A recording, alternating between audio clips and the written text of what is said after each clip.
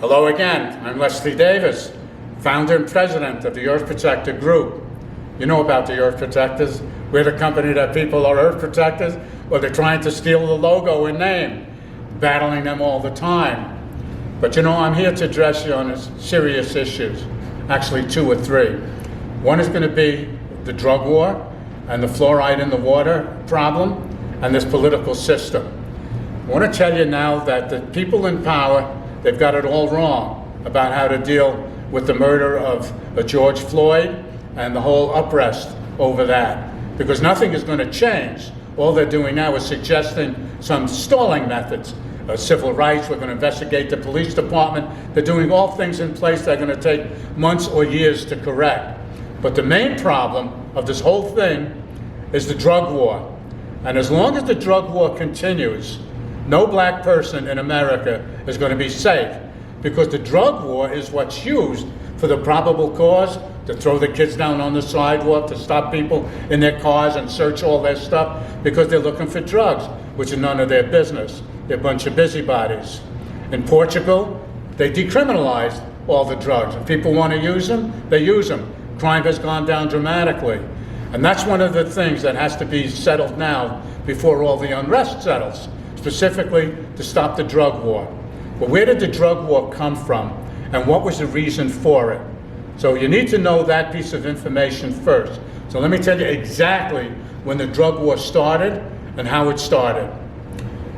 In the 70s, Richard Nixon was president of the United States. And the fellow in this picture that you're seeing is John Ehrlichman. And he was a special assistant and special counsel to the president. And here was their plan about the drug war in the 70s. This is a quote from John Ehrlichman, counsel to President Nixon, said, "You understand what I'm saying? We knew we couldn't make it illegal to be either against the war or black. But by getting the public to associate the hippies with marijuana and blacks with heroin, and then criminalizing both heavily, we could disrupt both those communities." I think they've accomplished that. I think they've disrupted the black community immeasurably.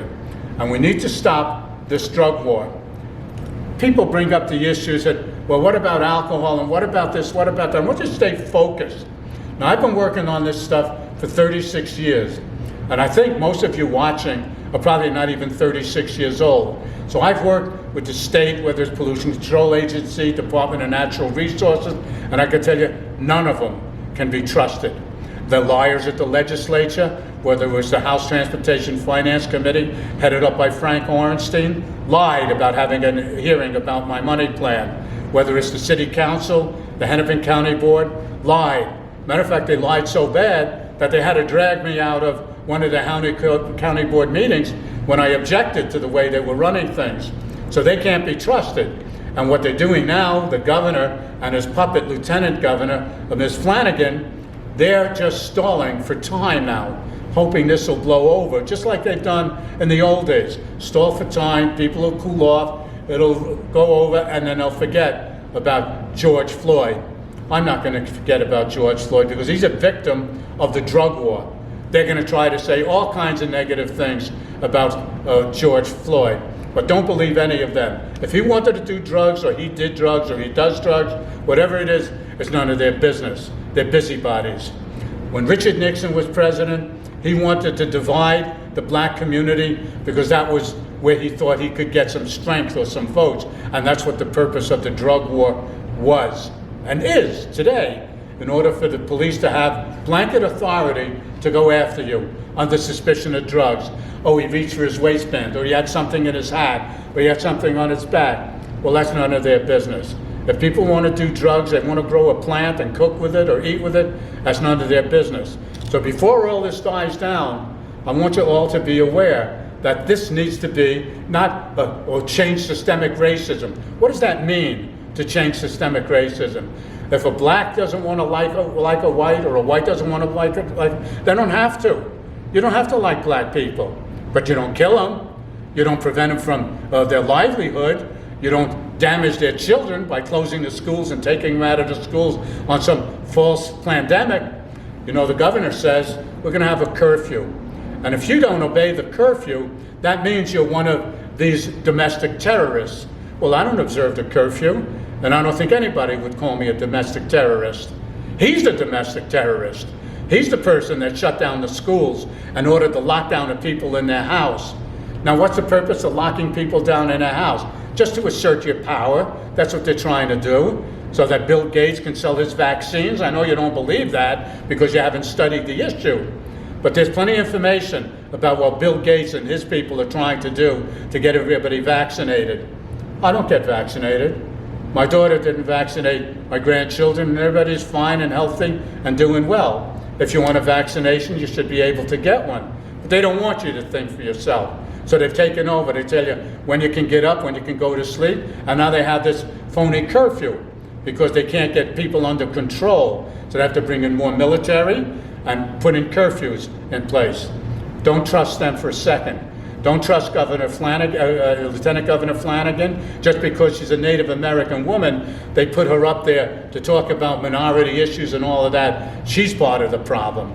I've tried to communicate with her numerous times. They didn't respond.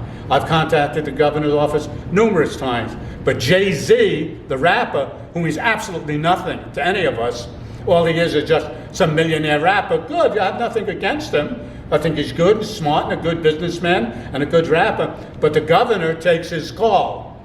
He didn't take my call, he won't take your call, and he won't do anything about the money plan. All he understands is the way he's been trained. The governor of Minnesota is a professional pensioner. He's been a teacher, he gets a teacher's pension. He's been in the National Guard that he brags about for 24 years.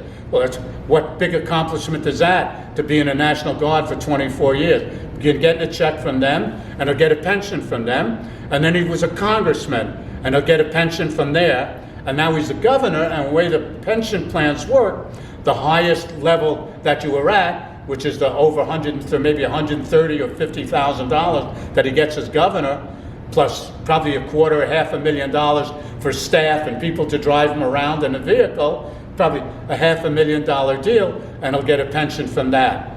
And he comes out and he says, systemic racism is the problem. No, you're the problem. You're the domestic terrorist. You tell people to lock down and close the schools and keep your kids at home, which is an absolutely wrong thing to do. And these people walking around with these stupid, moronic-looking masks on, thinking that's helping something, it's not. The scientific scholarly evidence says and shows and proves that wearing the mask is unhealthy. You're either getting the dyes and the inks from the cloth of the mask, you're breathing into it so it's getting wet and moist, so all those dyes and inks permeate your breath and your lungs.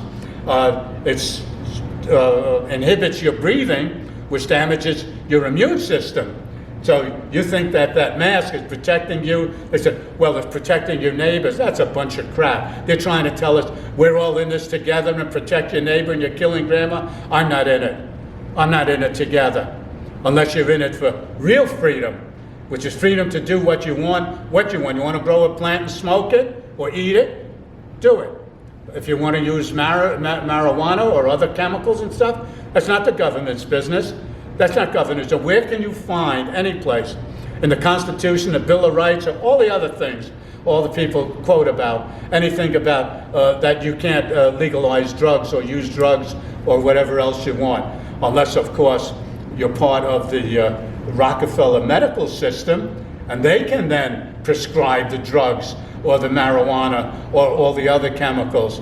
They're responsible for the opioid problem, not the people that are taking it. You can't get opioids without a prescription, and where you get a prescription for it is from the medical doctor with their license. And if the medical doctor doesn't behave and follow the protocol and follow the rules, they get threatened with losing their license.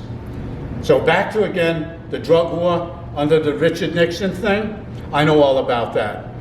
If you want to fight and you want something to fight, some issues to work for, you want to hear the first thing from the governor of the state of Minnesota: we're going to stop in the state of Minnesota arresting people for drugs of any kind, whether it's holding it or using it or selling it. We're not going to interfere in drugs. Unless it's a violent crime that somebody's doing, that's a different story. But drugs itself, we're not going to do. And all the people in prison are going to, that are in there for non-violent drug offenses, are coming out. That's now starting to talk about doing business. So don't believe all the other crap that they're telling you, because they're not going to do anything. They're just going to stall you, placate you. Oh, they say, we're talking to the ministers and the bishops and all of that. Just a bunch of hokum. They're going to go ahead just with what we're doing, because they don't care about the black people, and they never will. It's okay if you don't want to care about black people, but you don't kill them and you don't stop them from their rights as Americans. Just the same as a lot of black people don't like white people.